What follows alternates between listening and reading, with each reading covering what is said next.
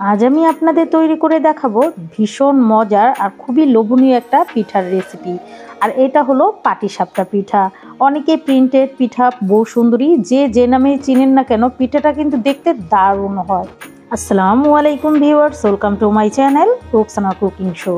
চলে আসলাম শীতের আরও একটি জনপ্রিয় পিঠার রেসিপি নিয়ে। এটা হলো প্রিন্টেড বা বউ সুন্দরী পাটিসাপটা পিঠা। এটা তৈরি করা যেমন সোজা, দেখতে কিন্তু জাস্ট অসাধারণ একটা পিঠার রেসিপি। চলুন তাহলে দেখে নেওয়া যাক কীভাবে এই মজাদার প্রিন্টেড বা বউ সুন্দরী পাটিসাপটা পিঠাটা তৈরি করতে হয়। প্রথমে একটা পাত্রে দিয়ে দিচ্ছি বাজারে কেনা শুকনো চালের গুঁড়া, আপনার চাইলে কিন্তু ভেজা চালের গুঁড়োটাও দিতে পারেন। দিয়ে দিচ্ছি হাফ কাপ ময়দা, এটা বাইন্ডিংয়ের কাজ করবে। দিয়ে দিচ্ছি স্বাদ মতো লবণ। দিয়ে দিব 2 টেবিল চামচ গুঁড়া দুধ, এতে কিন্তু পাটিসাপটা পিঠাটা খেতে ভীষণ ভালো লাগবে। দিয়ে দিচ্ছি 2 টেবিল চামচ চিনিটা আপনারা কম বেশি করে দিয়ে নিতে পারেন। একটা হ্যান্ড উইচ দিয়ে মিশ্রণটাকে আমি একটু সময় নিয়ে ভালো মতন কিন্তু মিশিয়ে নেব। এই দেখুন, তো একটু ভালো মতন এটাকে মিশিয়ে নিতে হবে। মেশানো হয়ে গেলে এখন দিয়ে দিচ্ছি হালকা কুসুম গরম পানি। তো আমি এটাকে এতটা গরমে দিচ্ছি যাতে একদম হালকা কুসুম কুসুম গরম হয়। তো সম্পূর্ণ পানিটাই কিন্তু আমি দিয়ে দিলাম, প্রায় 1 কাপের মতো। এটা দেওয়ার পর কিন্তু আমি আবারও মিশিয়ে নেব। তো একবারে কিন্তু পানিটা দিবেন না, অল্প অল্প করে দিবেন আর ভালো মতন মিশিয়ে নেবেন, তাহলে কিন্তু আপনাদের ব্যাটারটা একদম পারফেক্ট হবে। তো আমি 1 কাপ দিয়েছি, আবারও কিন্তু আরেক কাপ পানি আমি নিয়ে নিয়েছি, তো অর্ধেকটা পরিমাণ দিয়ে দিলাম। দেওয়ার পর কিন্তু মিশ্রণটাকে আমি আবারও কিন্তু হ্যান্ডউইচ দিয়ে একটু ভালো মতন মিশিয়ে নিচ্ছি। একটু সময় নিয়ে এই কাজটা করে নেবেন। এই দেখুন, তো আমি ভালো মতন মিশিয়ে দিলাম। তো আমার কিন্তু পুরোপুরি 2 কাপের মতনই পানি লেগেছে। এটাকে রেস্টে রাখার পর কিন্তু এতটুকু পানি আবারও প্রয়োজন হবে। তো আপনারা 2 কাপ কিন্তু দিতে পারেন। শুকনো চালের গুঁড়ো হলে কিন্তু একটু পানিটা বেশি লাগে, আর ভেজা চালের গুঁড়ো হলে কিন্তু পানিটা একটু কম লাগতে পারে। ঢাকনা দিয়ে ঢেকে রেখে দিচ্ছি 20 মিনিটের জন্য। অন্যদিকে আমি ভিতরের পুরটা তৈরি করে নিব, সেজন্য দিয়ে দিচ্ছি 3 কাপ লিকুইড দুধ। যেহেতু আমি ইনস্ট্যান্ট তৈরি করব, সেজন্য কিন্তু লিকুইড দুধটা ব্যবহার করছি। দিয়ে দিচ্ছি স্বাদ মতো লবণ। দিয়ে দিচ্ছি হাফ কাপ গুঁড়ো দুধ। দিয়ে দিব 2 টেবিল চামচ সুজি। দিয়ে মিশ্রণটাকে নেড়েচেড়ে মিশিয়ে দিচ্ছি যাতে দলা পেকে না থাকে। এখন দিয়ে দিচ্ছি 2 টেবিল চামচ ময়দা। তারপর কিন্তু আমি আবারও নেড়েচেড়ে ভালো মতন মিশিয়ে নিব। একটু সময় নিয়ে এই কাজটা করে নেবেন যাতে ভালো মতন মিশে যায়। তো মেশানো হয়ে গেলে এখন দিয়ে দিচ্ছি হাফ কাপ গুড়। তো আমি কিন্তু গুড়টা ব্যবহার করছি, আপনারা চাইলে কিন্তু চিনি দিয়েও এই পিঠার যেই পুরটা আছে সেটা তৈরি করে নিতে পারেন। গুড়টা দিয়ে করলে কিন্তু ফ্লেভারটা ভীষণ ভালো আসবে। অবশ্যই চেষ্টা করবেন গুড় দিয়ে করার জন্য। তো আমি গুড়টা দেওয়ার পর কিন্তু এভাবে অনবরত নেড়ে এটাকে বলকানিয়ে নিয়েছি। আর এই দেখুন কতটা ঘন হয়ে গেছে। তো একটু সময় নিয়ে এটাকে কিন্তু আমি করে নিয়েছি। এখন আমি নামিয়ে ফেলবো, যেহেতু এটা নামানোর পর অনেকটা থকথকে হয়ে যাবে সেজন্য। তো নামানোর আগে দিয়ে দিচ্ছি 1 টেবিল চামচ ঘি, এতে কিন্তু ফ্লেভারটা ভীষণ ভালো আসবে। তো ঘিটা দেওয়ার পরও কিন্তু আমি নেড়ে চেড়ে ভালো মতন মিশিয়ে নিচ্ছি। অবশ্যই চেষ্টা করবেন নামানোর আগে ঘিটা দেওয়ার, এতে কিন্তু ফ্লেভারটা ভীষণ ভালো আসবে। তো যেই মিশ্রণটা আমি 20 মিনিটের জন্য রেস্টে রেখেছিলাম সেটা কিন্তু এখন অনেকটা সেট হয়ে গেছে। এই দেখুন, তো আমি কিন্তু পরে আবারও একটু পানি দিয়ে দিয়েছিলাম, একদম পারফেক্টভাবে কিন্তু এই মিশ্রণটা তৈরি হয়ে যায়।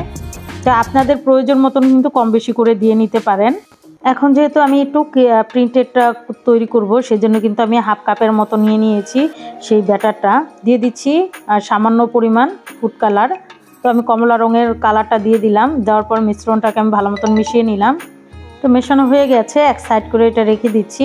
অন্যদিকে একটা কাগজ বা পাইপিং ব্যাগ নিয়ে নিচ্ছি, আপনারা চাইলে কিন্তু বোতলের মধ্যেও ভরে কিন্তু এটা তৈরি করে নিতে পারেন। তো আমার কাছে যেহেতু পাইপিং ব্যাগ ছিল সেজন্য কিন্তু আমি পাইপিং ব্যাগে এটা ঢেলে নিলাম। তো এটা এক সাইড করে আমি রেখে দিচ্ছি। অন্যদিকে কিন্তু আমি একটা ফ্রাই প্যান বসিয়ে দিয়েছি। তো ফ্রাই প্যানের মধ্যে আমি তেল ব্রাশ করে দিচ্ছি। এখন যেই কালারের যেই মিশ্রণটা আমি তৈরি করে রেখেছিলাম এভাবে কিন্তু ঘুরিয়ে ঘুরিয়ে দিয়ে দিচ্ছি, একটু খেয়াল করুন, তাহলেই কিন্তু আপনারা বুঝতে পারবেন কিভাবে আমি এটা তৈরি করে নিলাম। এই দেখুন, দেওয়া হয়ে গেলে এখন দিয়ে দিচ্ছে 1/4 যে কাপটা আছে সেটা দিয়ে আমি সম্পূর্ণ একটা ব্যাটার দিয়ে দিলাম।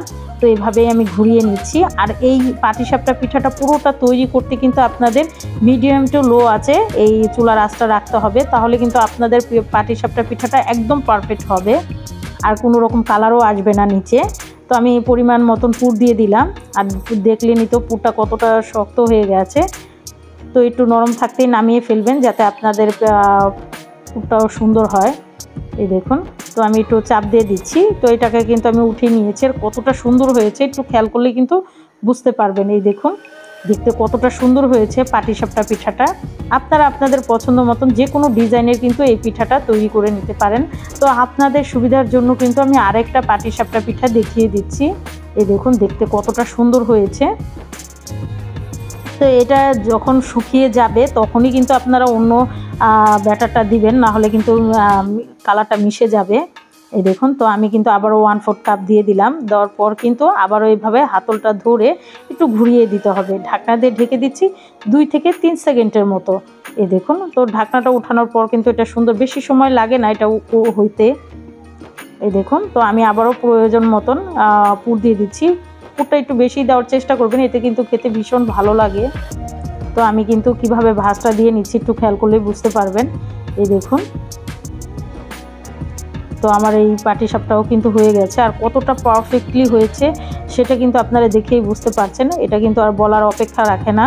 তো একটা প্লেটের মধ্যে সবগুলো পাটিসাপটাই কিন্তু আমি সার্ভ করে নিচ্ছি। এই দেখুন তো একে একে সবগুলো পাটিসাপটাই আমি সার্ভ করে নিলাম। দেখতে কতটা সুন্দর হয়েছে আর কতটা লোভনীয় হয়েছে আপনারা খেয়াল করলেই বুঝতে পারবেন। খুবই ইজি এবং খুবই সোজা এই পাটিসাপটা পিঠাটা তৈরি করা।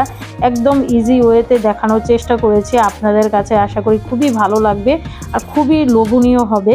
এই শীতে অবশ্যই চেষ্টা করবেন এরকম একটা পাটিসাপটা পিঠা তৈরি করে বাচ্চাদের বড়দের সবাইকে খাওয়াতে। সবাই কিন্তু আপনার ফ্যান হয়ে যাবে এই পিঠাটার। এতটা মজার হয় আর এতটা সুন্দর হয় দেখতে। দেখুন ভিতরটাও পুরে ঠাসা। এই পিঠাটা তৈরি করা যেমন সোজা, খেতেও কিন্তু হয় ভীষণ মজার। অল্প উপকরণে ঝটপট কিন্তু এটা আপনারা বাসায় যখন মন চায় এই পিঠাটা তৈরি করে খেতে পারবেন।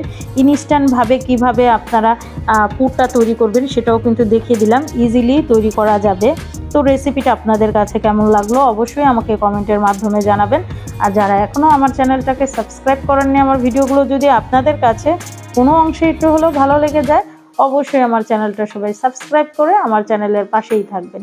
লাইক, কমেন্ট এবং বেশি বেশি করে শেয়ার করে দিবেন। সবাই অনেক বেশি ভালো থাকবেন, সবাই সবার জন্য দোয়া করবেন। আর অবশ্যই এই শীতে এই পাটিসাপটা পিঠাটা তৈরি করে খাবেন। আশা করি সবাই ভীষণ পছন্দ করবে আর খুবই প্রশংসা করবে। সবাই ভালো থাকবেন। আল্লাহ হাফেজ।